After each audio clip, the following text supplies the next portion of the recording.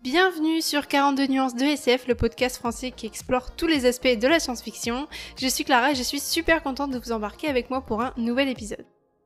On a toutes et tous un souvenir ou une scène en tête liée à la cryogénisation. Les plus iconiques restent sûrement celles dans Demolition Man ou la congélation carbonique de Han Solo dans Star Wars. La cryogénisation... Alors Clara... Tu vas dire le mot cryogénisation beaucoup de fois dans cet épisode, donc si c'est pour bégayer à chaque fois, ça va pas le faire. Ok.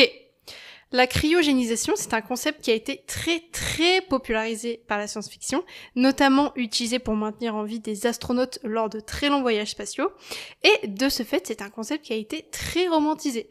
Encore aujourd'hui, il y a quelque chose d'assez mystique autour de ce concept, parce qu'il permettrait à l'humanité de défier le temps et la mort. Rien que ça. Mais en creusant et en réfléchissant un petit peu plus à cette science, j'ai réalisé que c'était pas si ouf que ce que la science-fiction cherche à nous faire croire, et c'est ce qu'on va voir dans cet épisode à travers plusieurs questionnements que je me suis fait. Ça va être un petit épisode chill, cette fois on papote, on discute, je vais pas aller dans des questionnements trop profonds, depuis l'épisode précédent, juste on s'interroge, comme d'hab, donc voilà, je pense que ça va être un petit peu plus chill que les autres.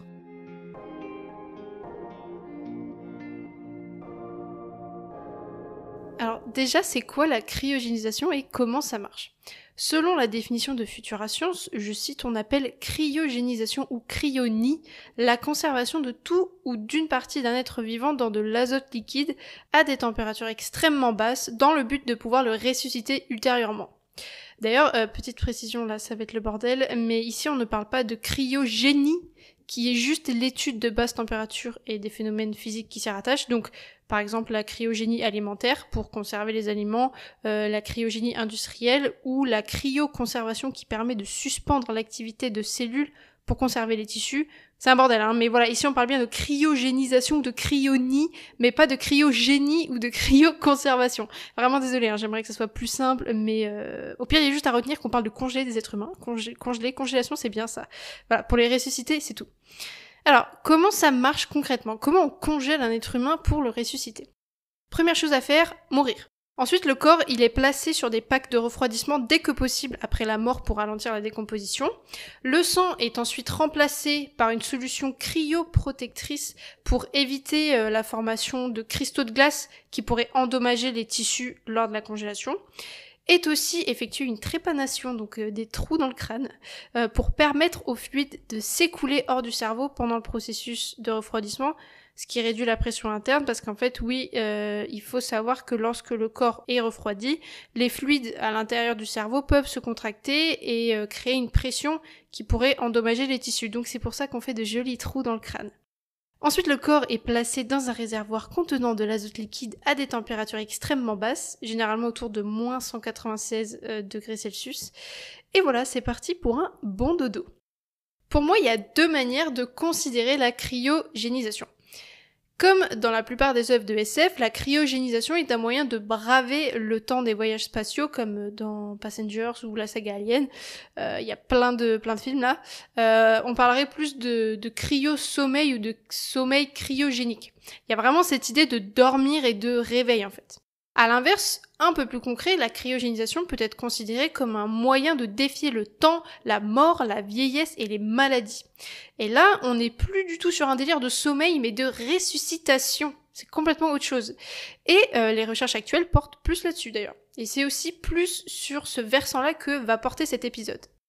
Alors concrètement, on en est où dans le monde aujourd'hui, dans le monde de la cryogénisation ? Parce que c'est-à-dire que oui, en fait aux dernières nouvelles en 2023, il y a dans le monde environ 500 personnes qui ont choisi de se faire cryogéniser et plus de 4000 personnes qui se sont inscrites pour être cryogénisées quand le moment viendra. Et ces personnes se sont donc toutes faites cryogéniser dans le but de revivre, d'être ressuscités dans une époque future où il serait possible de guérir leur maladie aujourd'hui incurable ou juste pour prolonger leur vie. Les premières cryogénisations d'êtres humains datent des années 60 et il y a déjà eu des pertes dues à des problèmes techniques dans les capsules cryogéniques, mais aussi à des problèmes financiers parce que oui, ça coûte tarpin cher la cryogénisation et des fois les familles elles peuvent pas entretenir financièrement le truc éternellement quoi. Donc en vrai ça doit être juste horrible parce que ça se trouve t'as t'as un parent à toi, c'est genre ça fait 30 ans, il est cryogénisé et tout, mais genre t'as plus les moyens de payer sa tombe cryogénique, ça fout un peu le seum quand même, mais bon. Et ces gens qui sont cryogénisés, là, on ne sait pas encore quand on va les réanimer. Mais ça, de toute façon, quand tu signes, t'es au courant de ça. Parce qu'actuellement, en fait, on est capable de cryogéniser, mais on n'est pas capable de sortir des gens entiers de la cryogénisation. En gros, on peut décryogéniser des bactéries ou des cellules, des tissus, comme j'ai dit plus tôt, mais sur les êtres humains ou sur des animaux même, c'est clairement pas la même. Pourquoi on n'y arrive pas? Alors en fait, ça serait en partie dû à l'apparition de cristaux de glace qui abîmeraient énormément les cellules et les tissus. D'où l'intérêt de mettre ce liquide un peu cryoprotecteur dans les veines.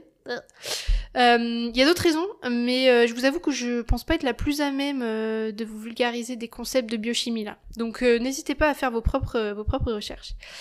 Donc actuellement, les recherches en cryogénisation, elles sont principalement financées par des futurologues ou des transhumanistes comme Raymond Kurzweil, je sais pas du tout comment on dit son prénom, mais je mettrai dans la description, qui bosse chez Google. En France, la législation donne donc à chaque individu le droit d'organiser ses funérailles selon ses préférences, mais dans la réalité, je rappelle qu'il n'y a que l'inhumation ou l'incinération qui sont officiellement autorisées, en plus de faire don de son corps à la science. Par contre, en vrai, la loi ne dit rien sur la cryogénisation. Elle n'est ni autorisée ni interdite. Dans le monde, les 3 plus grosses boîtes qui proposent de congeler votre corps sont The Cryonics Institute et Alcor Life Extension aux États-Unis et Cryorus, je sais pas du tout comment ça se dit, en Russie. Et apparemment, la cryogénisation serait aussi autorisée en Chine. En réalité, c'est un des nombreux concepts qui aujourd'hui demeure un fantasme de science-fiction plutôt qu'un réel espoir scientifique, parce qu'il faut dire que la science-fiction a énormément aussi inspiré la recherche en cryonie. Et on va voir maintenant pourquoi, selon moi, ça devrait rester un fantasme et pas devenir une réalité.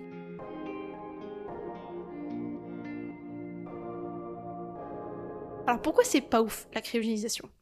Comme j'ai dit plus tôt, on considère donc la cryogénisation comme un moyen de supporter les longs voyages spatiaux, mais dans notre monde réel, la cryogénisation serait plus utilisée pour braver des maladies, ou braver la vieillesse, ou pour défier le temps, en gros. Faut se dire que ça a l'air ouf de se dire qu'on peut se réveiller dans le futur aussi simplement que le prétendent les chercheurs, et enfin au fond, qui n'aurait pas envie d'essayer? Franchement, si aujourd'hui la cryogénisation ça marchait vraiment et que c'était accessible financièrement, je pense que tout le monde y aurait recours, tout le monde s'inscrirait en fait. Plutôt que de te faire enterrer, inhumer ou euthanasier, bah tu te fais cryogéniser, dans l'espoir de te réveiller dans une autre époque incroyable. Juste en fermant et en ouvrant les yeux.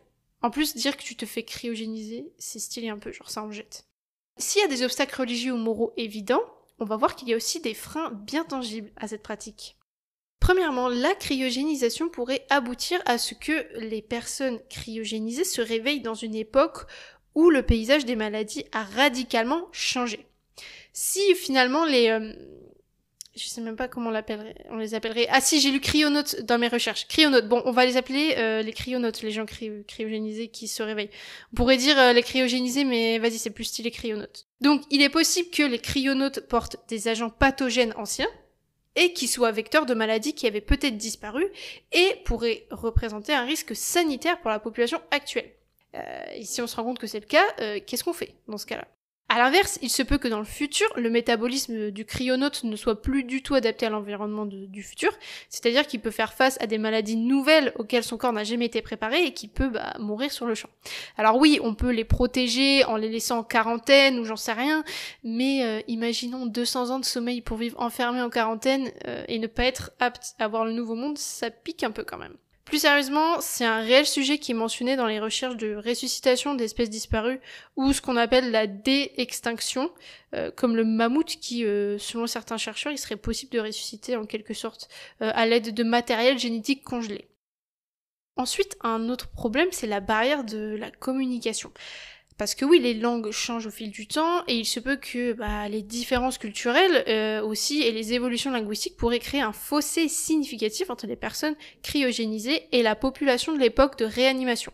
Les cryonautes pourraient se retrouver totalement déphasés, non seulement en termes de technologie et de société, mais aussi dans leur manière de communiquer et d'interagir, ce qui pourrait nécessiter des programmes d'intégration ou d'adaptation. Mais après, au-delà de la communication, il y a les croyances, les modes de pensée, la culture, les codes sociaux, les lois, enfin bref, il y a énormément de choses qui changent. Donc ça aussi, on fait comment? Troisième chose, qu'en est-il de la surpopulation? Sachant que notre planète frôle déjà la surpopulation, est-ce que c'est si pertinent que ça de braver la mort et de ressusciter tout le monde dans un futur où il y aura encore plus de monde? Parce que oui, la mort c'est un moyen assez efficace de réguler les espèces, donc si tout le monde se faisait cryogéniser, où serait la régulation? Et puis en fait, on les met où ces gens-là, ces cryonautes? Et leur héritage, leur patrimoine, on les renvoie chez leurs descendants, s'ils en ont. On en fait quoi, en fait? Ils ont un compte en banque, ils ont des biens, ils ont quoi, en fait, des décennies plus tard? On les met où? Parce que je pense pas qu'ils aient un foyer où retourner, en fait. Ou alors chez leurs descendants respectifs, mais faudrait les retrouver. Donc pour les retrouver, faudrait dans ce cas les suivre, noter tous les descendants de chaque personne cryogénisée. Et puis faut préparer la famille descendante à son retour aussi, à sa réadaptation. Mais moi, si on me dit qu'aujourd'hui je dois héberger mon ancêtre d'il y a 500 ans, que j'ai jamais connu et qui est sûrement totalement déphasé de mon mode de vie et de pensée, je pense pas être ultra hypée en fait. Qui s'occupe de la réinsertion des cryonautes en fait? On les met où ces gens en fait, une fois qu'ils sont guéris et réveillés?